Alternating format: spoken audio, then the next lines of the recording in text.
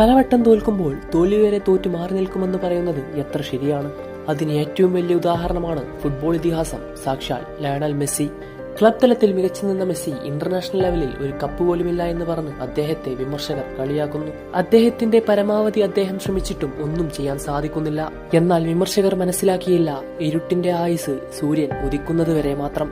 പിന്നീട് നമ്മൾ കണ്ടത് പുതിയൊരു അർജന്റീന ടീമിനെയും പുതിയൊരു മെസ്സിയെയുമായിരുന്നു. വിമർശകരുടെ വായ അടപ്പിച്ചുകൊണ്ട് കോപ്പ അമേരിക്കയും ഫൈനലിസിമയും വേൾഡ് കപ്പും ഒരുമിച്ച് സ്വന്തമാക്കുന്നു. ഫുട്ബോളിനെ അതിന്റെ പൂർണ്ണതയിൽ എത്തിച്ച അദ്ദേഹം ഇപ്പോൾ ഇതാ പുതിയൊരു അംഗത്തിനൊരുങ്ങുന്നു.